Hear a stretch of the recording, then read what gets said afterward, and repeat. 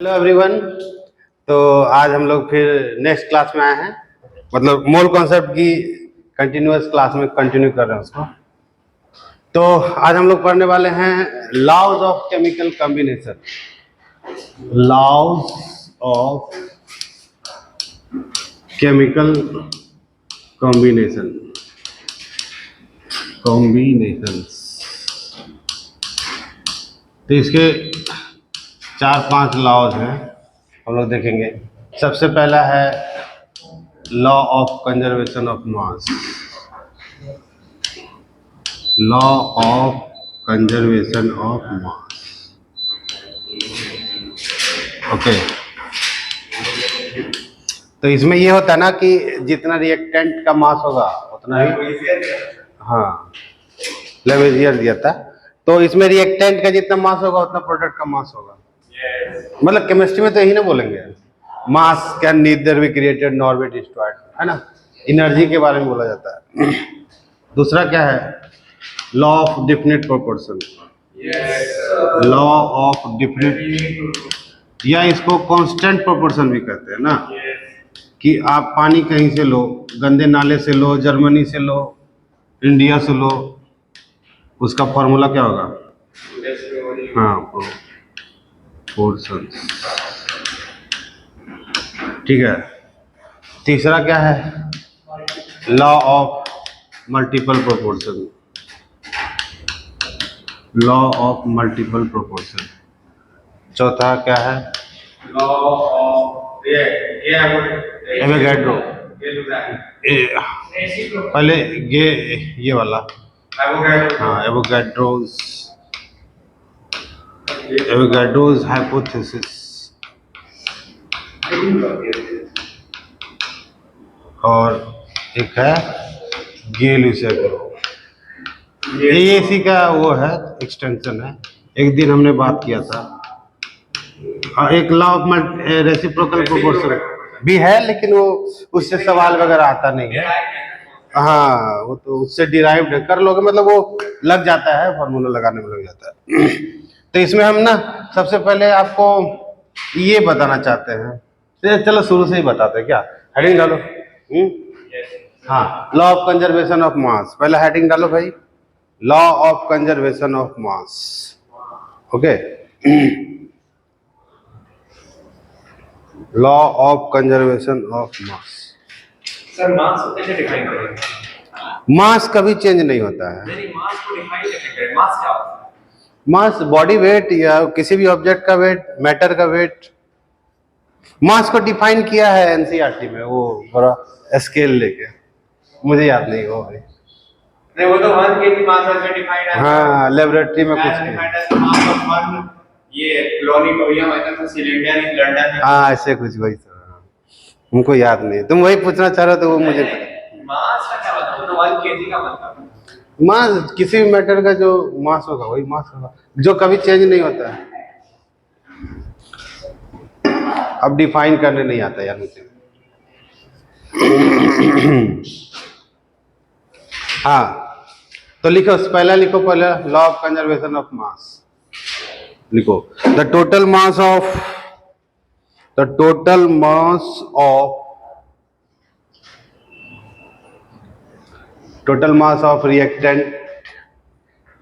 reactants is equals to the total mass of products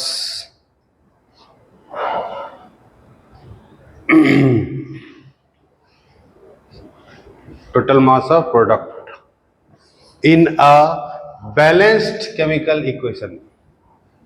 In a balanced chemical equation. क्या रे, बिना balance किए नहीं होगा ना? नहीं, बिना बैलेंस के क्या? Product in a balanced chemical equation. ऐसे थोड़ी बोल सकते हैं कि 1 लीटर पानी में, मतलब ये कहना चाहते कि बैलेंस रहेगा तभी हो पाएगा। देखो जैसे H2 प्लस O2 क्या बनाएगा? H2O है ना, इधर 2 हाइड्रोजन, इधर 2 हाइड्रोजन, इधर 2 ऑक्सीजन और इधर 1 ऑक्सीजन। इसको ऐसे कर देंगे, या 2 से मल्टीप्लाई कर देंगे तो सिंपल हो जाएगा। तो अब मुझे बताओ, सुनना ध्यान से, यहाँ पे जो ये होता है ना, ये स्टोइकियोमेट्रिक कहलाता है। Stoichiometric coefficient. हाँ, स्टोइकियोमेट्रिक कोफिशिएंट्स बोलते हैं इसको। जैसे जैसे मैं अगर लिखूं alpha A plus beta B gives gamma C plus delta D, तो यहाँ पे जो अल्फा बीटा गामा डेल्टा है ना, गामा कैसे होगा, गामा और डेल्टा, हाँ, स्टोइकियोमेट्रिक कोफिशिएंट। अच्छा, पता है ये दो वर्ड से मिलके बना है कॉफी, कौन कौन सा, स्टोइकियोमेट्रिक और स्टैच्यून और मैट्रिक। स्टैच्यूमेट्रिक दो वर्ड से मिलके बना है, स्टैच्यून और मैट्रिक। स्टैच्यून मतलब होता है एलिमेंट और मैट्रिक मतलब मेजरमेंट, एलिमेंट के मेजरमेंट को बोलते हैं। तो यहाँ पे हाइड्रोजन जो है, हाइड्रोजन मॉलिक्यूल जो है, उसका स्टोइकियोमेट्रिक कोफिशिएंट कितना है, एक। तो हम बोल सकते हैं कि एक हाइड्रोजन मॉलिक्यूल आधा ऑक्सीजन मॉलिक्यूल से मिलता है तो एक वाटर का मॉलिक्यूल बनता है।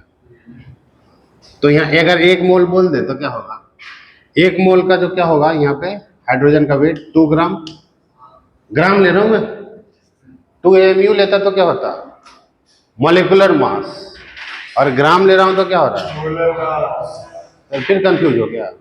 ग्राम मतलब मोलर मास, AMU लेंगे तो एक एंटिटी का आता है, समझा दे, एक एंटिटी का आता है तो AMU लेते हैं, और एक मोलर मास लिया जाता है तो, अब मोलर मास का मतलब होता है एक मोल का मास, तो इसका 2 ग्राम हुआ। एक ऑक्सीजन लेते हैं तो 32 ग्राम है, तो आधा ऑक्सीजन का 16 ग्राम, और ये एक वाटर का, ये एक है ना, यहाँ पे कुछ नहीं है तो 18 ग्राम। तो देखो बैलेंस हो गया ना, नहीं हुआ। जैसे जैसे एक इक्वेशन अगर मैं दूं आपको, CxHy plus CO2 plus O2 gives, क्या है ये, CO2 और प्लस वाटर। तो इसमें आप लगाओ law of conservation of mass, balance करके लगाना चाहिए, बना करो बैलेंस, तो बैलेंस करके लगाओ। ये वाला इक्वेशन दिया है और इसमें law of conservation of mass prove करना है।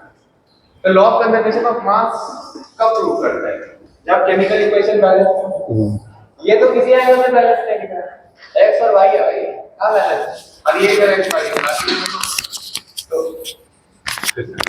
हाँ, तो अभी इस क्वेश्चन में हम लोग को लॉ ऑफ कंजर्वेशन ऑफ मास को प्रूव करना है, राइट। तो अब देखो लॉ ऑफ कंजर्वेशन ऑफ मास कहाँ प्रूव करते हैं, उस केमिकल इक्वेशन में जो कि बैलेंस्ड हो। जो केमिकल इक्वेशन बैलेंस नहीं है उसमें प्रूव नहीं कर सकते, तो उसके लिए पहले इसको बैलेंस करना पड़ेगा। लेकिन पता कैसे चला ये अनबैलेंस्ड है, क्योंकि यहाँ पे खाली एक्स वाई है, बाकी तो नॉर्मल टर्म्स है, सी और एच का नंबर यहाँ पे अननोन और यहाँ पे दिया हुआ है, तो हम लोग को इससे पता चलता है कि ये अनबैलेंस्ड केमिकल इक्वेशन है। तो इसको बैलेंस करते हैं, ठीक है। CxHy प्लस O2, ठीक है, थोड़ा सा जगह छोड़ के लिखते हैं, प्लस O2 आएगा CO2 प्लस H2। इसको बैलेंस करते हैं। देखो कार्बन X है तो यहां भी X लग जाएगा, ठीक है, कार्बन X है तो यहां भी X लग जाएगा, बहुत बढ़िया।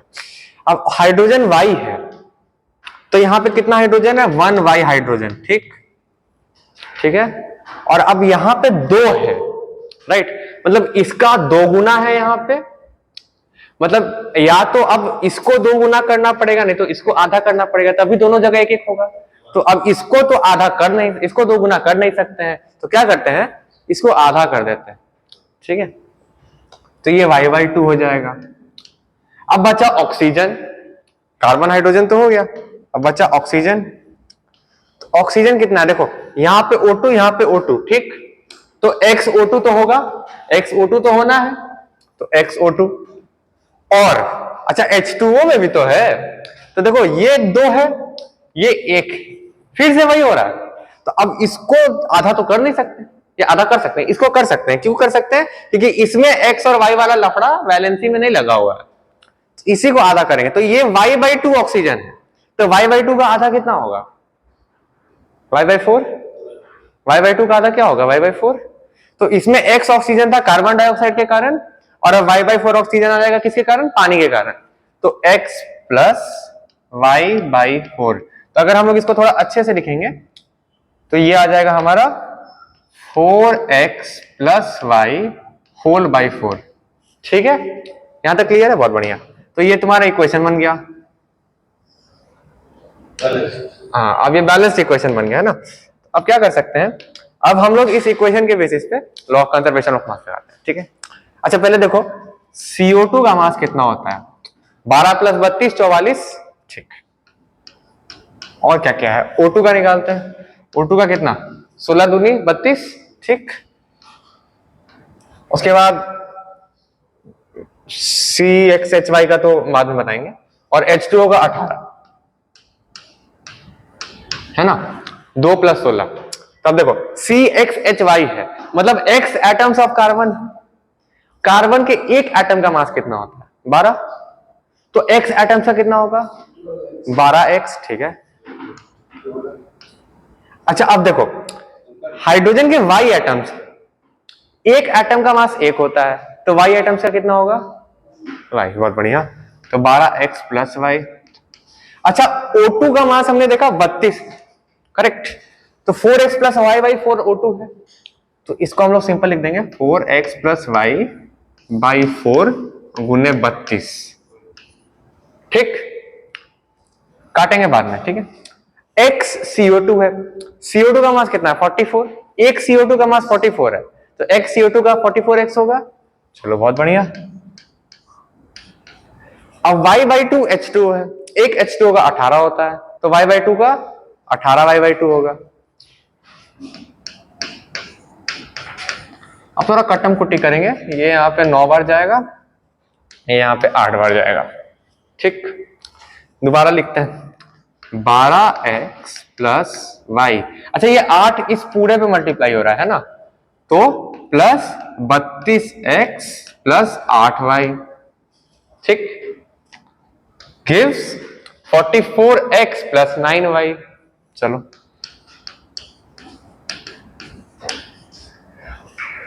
तो अभी इसको जोड़ दो, इसको जोड़ दो, 44X + 9Y gives 44X + 9Y। Thank you. तो ये सबको समझ में आया ना, ये बैलेंसिंग। कोई दिक्कत तो नहीं, ऑक्सीजन वाले को दिक्कत है, इसको दिक्कत है। अच्छा तुम तो बनाया था, चलो ठीक है। नेक्स्ट लिखो, लॉ ऑफ क्या है रे दूसरा,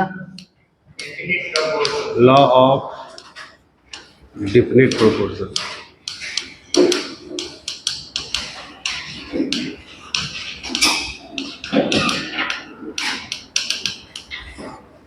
उधर से आगे क्लियर है ये मामला, बैलेंसिंग आ गया ना, आता है ना, तुमने भी तो किया था उस दिन। तो लिखो इरिस्पेक्टिव, स्टेटमेंट लिखो, irrespective of the source of the compound, irrespective of the source of the compound, मतलब ये मायने नहीं रखता कि कहां से लाया है। Irrespective of the source of the compound, the ratio of elements, the ratio of elements by mass, the ratio of elements by mass, source of the compound,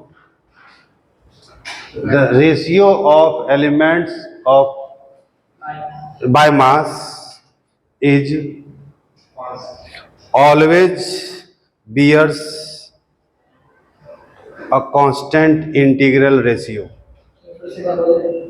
is always bears The ratio of elements by mass is always bears a constant integral ratio। मतलब देखो आयुष, देखो बेटा, ammonia का formula क्या होता है, हाँ NH3, ये बताएगा। अमोनिया का फॉर्मूला क्या होता है बेटा, NH3। तो इसमें एक नाइट्रोजन का मास कितना होगा, मतलब 1 मोल नाइट्रोजन का, 1 मोल अगर तुम अमोनिया लोगे तो 1 मोल नाइट्रोजन है उसमें। अरे यार नहीं समझा, 1 अमोनिया में कितने नाइट्रोजन है, 1। 2 अमोनिया में कितना नाइट्रोजन होगा, 2। 3 में 3, तो अगर इसका 1 मोल लोगे तो इसका 1 मोल ही होगा ना। क्या रे आदित्य, पीछे श्लोक दिक्कत है। तो 1 मोल अगर तुम नाइट्रोजन लोगे, मतलब 1 मोल अमोनिया लोगे तो इसमें 14 ग्राम नाइट्रोजन होगा और इसमें 3 ग्राम क्या होगा। तो अमोनिया तुम कहीं से भी लो, अमोनिया का फॉर्मूला यही होगा, और नाइट्रोजन इज टू हाइड्रोजन का जो रेशियो होगा वो हमेशा क्या होगा 14:3। वाटर में क्या होगा बताओ, हाइड्रोजन और ऑक्सीजन का हाइड्रोजन 2:16 होगा, 2:8 को काट देंगे तो क्या होगा 1:8। नहीं, चलो तुम बताओ रे, फटाफट जिससे पूछूंगा बताएगा। खड़े जाओ रोली जल्दी से। H2SO4 में हाइड्रोजन, सल्फर और ऑक्सीजन का रेशियो बताओ। हाइड्रोजन का 2, सल्फर का सर 32, हाँ और ऑक्सीजन का सर 64, एक यानी 1:16:32। 32 कितने से भाग दिए, 2 से ना। हाँ ठीक है, समझ गए। तो कहने का मतलब ये है कि ये वाटर जर्मनी से लाओ, गंदे नाली से लाओ, ठीक है, या समर्थ्या से लाओ, कहीं से लाओ, वाटर का जो रेशियो होगा हाइड्रोजन और ऑक्सीजन का ऑलवेज क्या होगा फिक्स। लेकिन इसके भी एक वो होते हैं नॉन स्टेक्योमेट्रिक, इनको कहते हैं स्टेक्योमेट्रिक कंपाउंड्स। इसमें पूरे होते हैं सभी के नंबर्स। एक होता है नॉन स्टेक्योमेट्रिक कंपाउंड्स, वो मैं बाद में पढ़ाऊंगा, इसमें ये लॉ वैलिड नहीं है। वो जैसे आयरन का अगर तुम लिखोगे ना तो FeO होना चाहिए, हाँ ऐसे हो जाता है Fe 0.95 या 98 है ना। तो यहाँ पे ये वाला लॉ पूछता है कि ये डेफिनेट प्रोपोर्शन कहाँ वैलिड नहीं है, तो इन कंपाउंड्स पे लिख लो इस बात को कि नॉन स्टेक्योमेट्रिक कंपाउंड में ये लॉ वैलिड नहीं है, पूछता है। हाँ वही वाला है, नॉन स्टेक्योमेट्रिक कंपाउंड पे वैलिड नहीं है। ओके पॉज करना। तो इस पे ऐसा the third one is law of multiple proportion. इसका स्टेटमेंट यार बड़ा गंदा है, लॉ ऑफ मल्टीपल प्रोपोर्शन। लेकिन अगर समझ में आता है तो बना लेंगे अपने से, उतना स्टेटमेंट रटने की क्या जरूरत है, अपने से स्टेटमेंट बन जाता है। देखो पहले सुनो, पहले होता क्या है, नहीं समझ में आएगा तो बोल देना कि नहीं आ रहा है, ठीक है, एकदम ईमानदार रहना। हाइड्रोजन और ऑक्सीजन रिएक्ट किया तो ये कंपाउंड बना सकता है वाटर, हम बैलेंस नहीं कर रहे हैं इसे लिख रहे हैं। और फिर हाइड्रोजन और ऑक्सीजन दूसरी बार रिएक्ट किया तो ये कंपाउंड बना सकता है H2O2। हाँ ठीक है, तुम्हारा वो बता नहीं दो मुझे। तो ये यहाँ पे कितना होगा रे, क्या नाम है, ईशान, हाफ हो जाएगा, और यहाँ पे तो बैलेंस है, अगर बैलेंस कर दिए तो ये होगा रे आगे। तो हाइड्रोजन और ऑक्सीजन जब मिलता है, हाइड्रोजन और ऑक्सीजन जब मिलता है इससे 2 कंपाउंड बन सकता है, H2O और क्या। तो इसमें किसी भी मतलब हाइड्रोजन को अगर तुम फिक्स कर लो, उसका मास फिक्स कर लो, जैसे H2O बना और H2O2 बना, तो उसमें हाइड्रोजन का मास अगर फिक्स है तो अच्छी बात है, या ऑक्सीजन का मास फिक्स नहीं है तो किसी एक एलिमेंट का मास फिक्स कर लो, तो जो दूसरे से कंबाइन करेगा ना, देखो हाइड्रोजन ऑक्सीजन से इसमें भी कंबाइन करेगा, हाइड्रोजन ऑक्सीजन से इसमें भी कंबाइन करेगा। शर्त यह है कि हाइड्रोजन का जो मास है वो सेम होना चाहिए, और हाइड्रोजन का जो सेम मास दूसरे एलिमेंट से जो रिएक्शन करता है उसके मॉलिक्यूलर फॉर्म से या किसी भी फॉर्म से, तो जो दूसरा एलिमेंट होता है ना उसका मास हमेशा इंटीग्रल रेशियो में होता है। जैसे मैं कहना क्या चाहता हूँ, देखो यहाँ हाइड्रोजन का कितना ग्राम रिएक्ट किया बताओ तो, 2 ग्राम। कितना ग्राम है इसका, 16 ग्राम। अभी समझे 16 ग्राम कैसे है। O2 का है 32 ग्राम, तो आधा ऑक्सीजन का क्या होगा। अच्छा यहाँ पे 2 ग्राम है और ऑक्सीजन का कितना है, तो यहाँ देखो अपने आप आ गया। अगर इसका तुम 2 ग्राम लेते हो हाइड्रोजन का फिक्स, हाइड्रोजन का अगर तुम फिक्स 2 ग्राम लेते हो तो जो ऑक्सीजन का रेशियो होगा, ऑक्सीजन 1 में मतलब पहले इक्वेशन में, ऑक्सीजन 2 में जो रेशियो होगा वो क्या होगा 16:32 क्या 32, मतलब 1:2। ये ऑलवेज इंटीजर में आएगा, यही है मल्टीपल प्रोपोर्शन। देखो दूसरे के लिए भी हम कर सकते हैं, जैसे बहुत सारा है NO, N2O, N2O3, NO2, N2O4 और N2O5। इसमें फिक्स लेना, ठीक है भाई।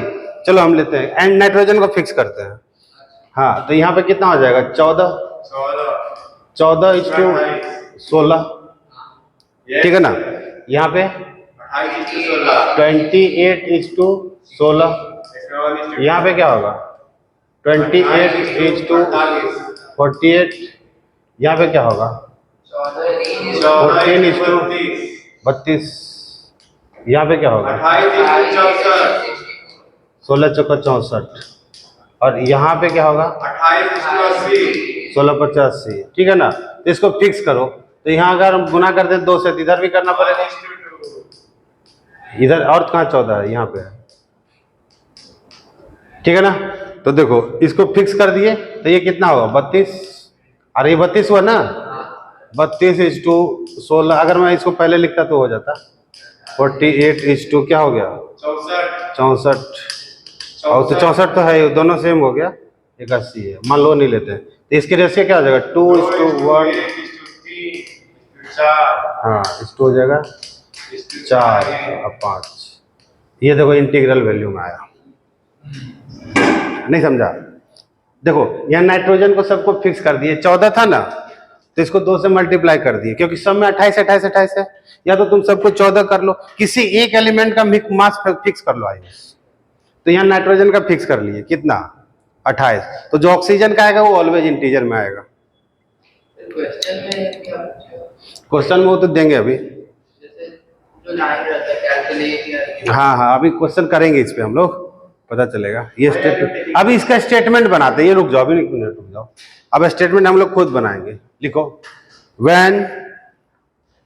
when 2 or more than 2 elements, when 2 or more than 2 elements combine together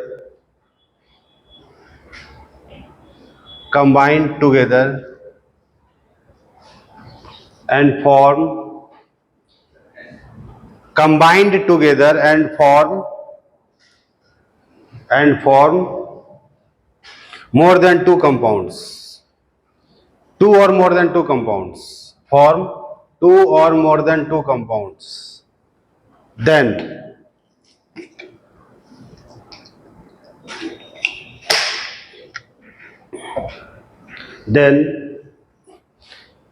the ratio of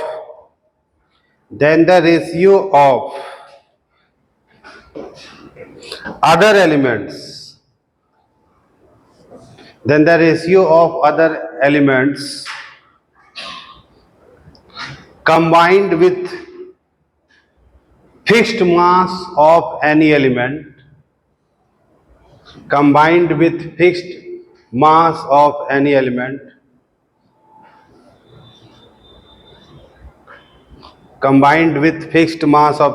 element, always bears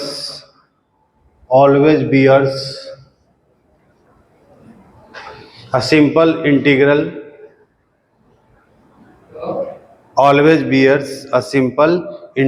ratio. Simple integral ratio. तो ये दोनों लिख लो, अब मुझे इसमें करवा के दिखाओ। कार्बन और ऑक्सीजन रिएक्ट किया, ठीक है रे, एक बार बनाया CO और एक बार बनाया CO2, तो मुझे बताओ इसमें law of multiple proportion calculate करो। ये दोनों लिखो, वो बना के दिखाओ, ये दोनों पहले लिखो और वो बना के दिखाओ, ठीक है? तो आई होप आपने ये तो कर ही लिया होगा। इसमें क्या होगा? कार्बन प्लस ऑक्सीजन, ये हो जाएगा CO बना दिया, या मतलब बैलेंस कर लेते हैं, कार्बन प्लस ऑक्सीजन ये बना दिया CO2। तो यहाँ कार्बन का अगर आप 12 ग्राम मानते हैं, ये हो जाएगा 16 ग्राम और ये हो जाएगा 32 ग्राम, तो 16:32 क्या हो गया? 1:2। इसमें वैलिड है। एक क्वेश्चन करते हैं हम लोग बढ़िया वाला, चलो लिखो, तो पूरा क्वेश्चन लिखोगे। सोडियम एंड ऑक्सीजन, या मैं ऐसे कर देता हूं, या लिखो, sodium and oxygen combines to form 2 compounds, sodium plus oxygen, ये दोनों मिला, एक कंपाउंड इसमें दिया हुआ है, Na2O बनाया, ठीक है? 1 is 1 Na2O। तो कह sodium, the percentage of sodium in other compound, मुझे लगता नहीं बनेगा तुम लोग। Other compound is 59%। ठीक है, correct formula of this compound. अब वो कुछ नहीं बोला है, कुछ नहीं बोला वो। Find the formula of other compound, कुछ नहीं दिया। ये तो अच्छा सवाल है, करो, बढ़िया सवाल है, गुड। हाँ, तो इसमें देखिए अच्छा सवाल है, ईशान थोड़ा चुप रहना है, बता दो। इसमें क्या है कि मतलब मल्टीपल प्रोपोर्शन है, दो कंपाउंड बना है, एक कंपाउंड बना है Na2O और दूसरा क्या बना है डोंट नो। तो हम सोडियम कितना है और ऑक्सीजन, मान लो हम ऑक्सीजन को फिक्स कर लेते हैं, इसका 1 ग्राम और इसमें भी 1 ग्राम, तो सोडियम का जो भी ग्राम आएगा उसका रेशियो ले लेंगे हम लोग। नहीं समझे यार, किसी एक को तुम फिक्स करो, ऑक्सीजन को फिक्स करो या सोडियम को फिक्स करो। तो इसमें सोडियम का अगर हम परसेंटेज निकालते हैं तो परसेंटेज ऑफ सोडियम इसमें फर्स्ट ऑक्साइड में कितना होगा, ये बच्चों ने निकाला है, कितना आया रे 2 एंड 223 अपॉन ये 46 और प्लस कितना रहे 16 एंड 100 कितना होगा, कितना आंसर आया 74.2% आया।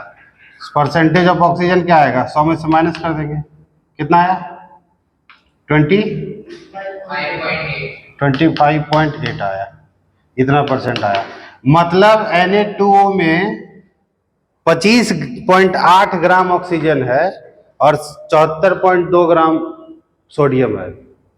ठीक है, सेकेंड ऑक्साइड में भी हम लोग निकाल सकते हैं, उसमें दिया हुआ है सेकेंड ऑक्साइड में, उसमें इंफॉर्मेशन दिया है कि सोडियम का परसेंटेज है 59, तो आसान हो गया।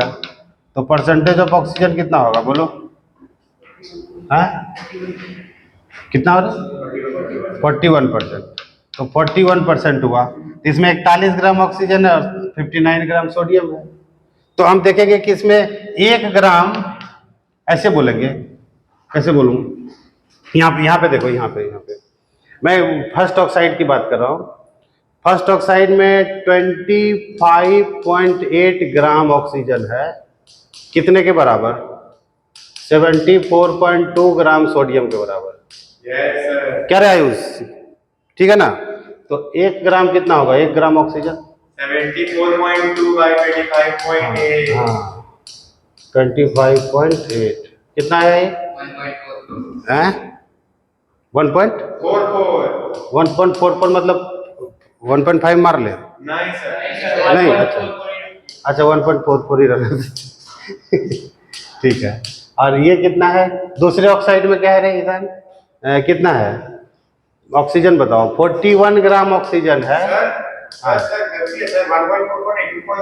अरे तुम ही ना बोला भाई, ये 2.88 क्या है ये 2.88 है रे। 41 ग्राम ऑक्सीजन में 59 ग्राम जो है 59 ग्राम सोडियम है। तो 1 ग्राम ऑक्सीजन में कितना होगा 59 by 41। डायरेक्ट बोलो 1.44 यस सर। ग्राम, ठीक है ना। अब ऑक्सीजन का मास फिक्स कर लिए हम। अब ये जो रेशियो आएगा फर्स्ट सोडियम का आएगा, सोडियम का रेशियो आएगा फर्स्ट ऑक्साइड में और सेकंड ऑक्साइड में, कितना आएगा ये रेशियो आएगा, कितना आएगा 2.88 to 1.44, 2:1। ये आ गया 2:1। हाँ अब देखिए यहाँ भी थोड़ा ट्रिक है कि सोडियम पहले ऑक्साइड में 2 है और दूसरे ऑक्साइड में 1 है, मतलब फॉर्मूला होगा NaO। तो NaO से कोई फॉर्मूला बनता नहीं, ना ऑक्साइड लेके बनता है, ना सुपर ऑक्साइड लेके बनता है, ना पर ऑक्साइड लेके बनता है, किसी में भी लेके हम नहीं बनता है। तो हम इसको 2 लेना पड़ेगा। तो हम ये बोलेंगे कि ये इसका पर ऑक्साइड है, Na2O2 बोलेंगे तो ये भी, मतलब हम बोल सकते हैं ना Na1O1 को Na2O2, एक ही बात हुआ, ये रेशियो तो ही हुआ ना। अरे 1:1 इज व्हाट 2:2, यस सर तो जो हमारा रिक्वायर्ड फार्मूला होगा वो होगा Na2O2। पहुंच अच्छा सवाल है, बढ़िया है।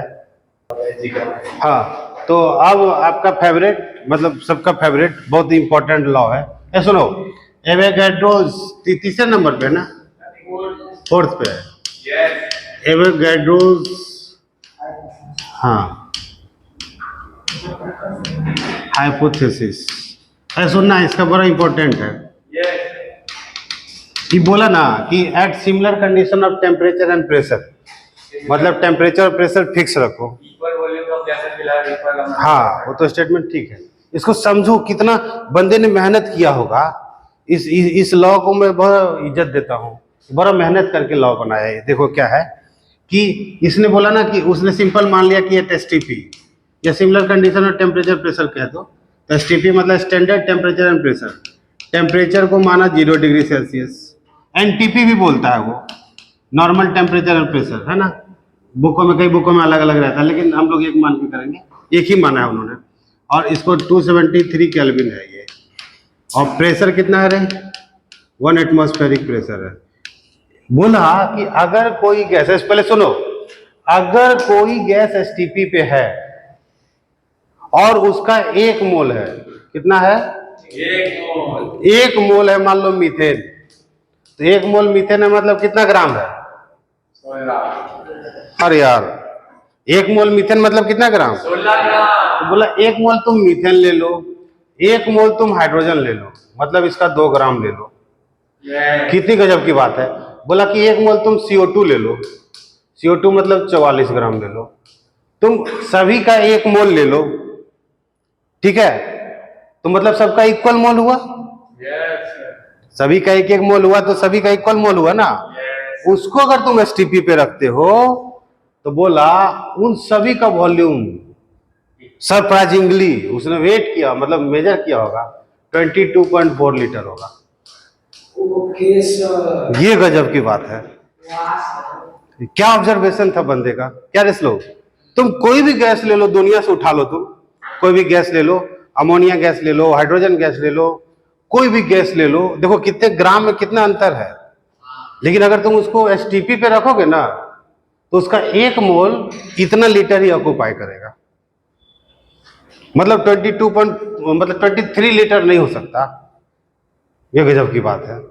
टेम्परेचर ऊपर नीचे करने से हो जाएगा, लेकिन इसने पहले बोला कि टेम्परेचर को फिक्स और प्रेशर को फिक्स, सिमिलर कंडीशन ऐसा भी लिखा रहता है। तो इसका स्टेटमेंट ये है कि equal mole of all the gases at STP और एनटीपी ऑक्युपाइज इक्वल वॉल्यूम, मतलब जो मोल का रेशियो होगा वही वॉल्यूम का रेशियो होगा। देखो मोल का रेशियो क्या है इसका, 1:1:1। तो ये जो ऑक्युपाई किया इतना, ये भी इतना, ये भी इतना, तो ये भी तो 1:1:1 हुआ ना। अरे यार, molar ratio is nothing but volume ratio. ये गजब की बात बोली इसने। जो और तो हम ये बोल सकते हैं, अच्छा ये स्टेटमेंट सही कि गलत बताना है, सुनो, कि equal mole of all the gases at STP और equal mole of all the gases at similar condition of temperature and pressure occupies same number of molecules. Yes sir. ये नहीं समझा, नहीं ना समझा। अरे जब 1 मोल है तो मॉलिक्यूल भी तो Na होगा यार, किसी का लो तो कह रहे स्लो, ये सही है। अब दूसरा स्टेटमेंट बोलता हूं, इक्वल वॉल्यूम और equal mole of any gas at STP occupies same number of atoms. ये स्टेटमेंट सही कि गलत है? सही है सर। नहीं, सेम नंबर ऑफ एटम नहीं हो सकता।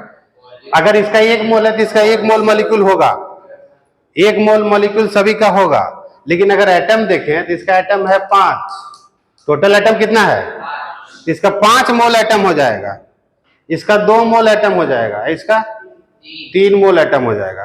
तो ये ध्यान रखना, बार बार पूछता है, कई बार एटम दे देता है। तो मोल, वॉल्यूम इक्वल होगा तो मोल इक्वल होगा तो मॉलिक्यूल इक्वल होगा, मोल इक्वल होगा, वॉल्यूम इक्वल होगा तो एटम इक्वल। यही है लॉ।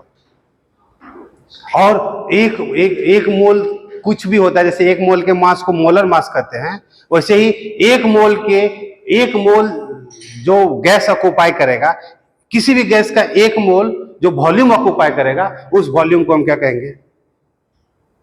जैसे मोलर मास क्यों बोला तुमने? एक मोल द्वारा एक्वायर्ड वेट वो मोलर मास हुआ, तो एक मोल मॉलिक्यूल द्वारा ऑक्युपाइड वॉल्यूम क्या होगा? हाँ, और इस वैल्यू को ही मोलर वॉल्यूम कहेंगे हम लोग। तो पूछेगा मोलर वॉल्यूम का वैल्यू कितना होता है, 22.4 तो इसको याद रखना पड़ेगा आपको। तो इसमें हम नंबर ऑफ मोल का फॉर्मूला भी बना सकते हैं। देखो कैसे, हम बोलेंगे कि since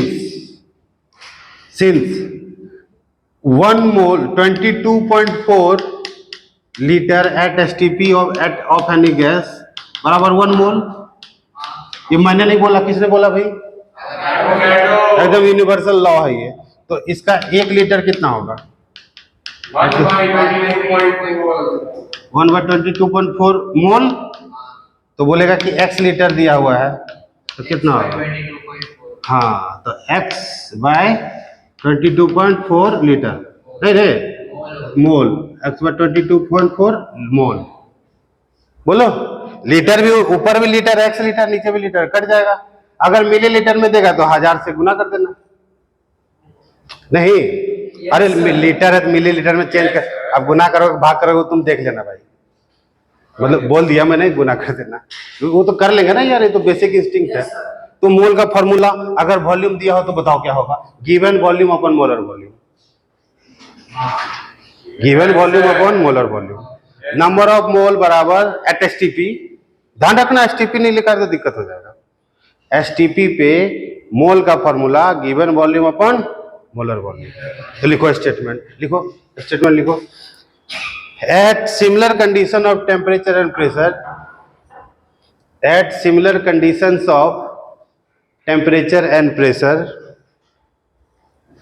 at similar conditions of temperature and pressure, और एट STP/NTP, और at STP/NTP, condition of temperature and pressure, or at STP/NTP, equal mole of any gas, equal mole of any gas occupied, equal mole of any gas occupied, equal volume, equal volume, equal volume, that is molar ratio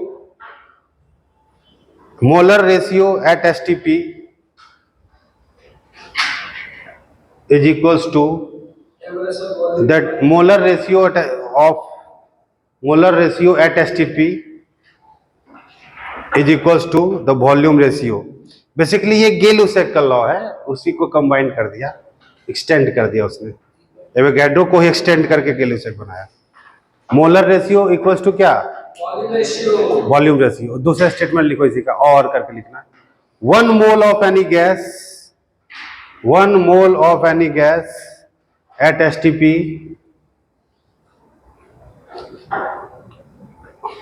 occupied, 1 mole of any gas at STP occupied 22.4 liter, 22.4 liter volume known as molar volume, known as molar volume। ठीक है, एक और statement लिखो। equal volume of any gas,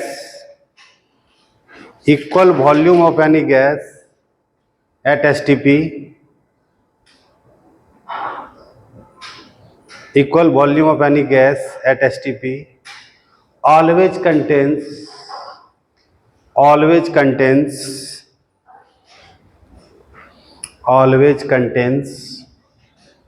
equal number of moles, equal number of moles, or equal number of molecules, or equal number of molecules, but not equal number of atoms, but not equal number of atoms. तो बाकी अब ये copy कर ले इसके नीचे। तो हाँ, एक में क्लोजिंग स्टेटमेंट ये है, कर दिया। हाँ, तो ये एवोगैड्रो लॉ था, गे-लुसाक लॉ भी इसी का एक्सटेंशन है। तो लास्ट टाइम हमने वीडियो बनाया था, सॉरी, तो उसमें क्या हुआ ना कि इस बच्चे ने मतलब पता नहीं क्या माइक्रोफोन का गलती था, आवाज़ नहीं आया, तो एक वीडियो मिस हो गया आपका। उसमें मैंने बताया था, क्या बताया था भाई, एवरेज मोलर मास। तो किसी दिन और हम बता देंगे। तो अगर वीडियो अच्छा लगे तो please like, share and subscribe. Thank you.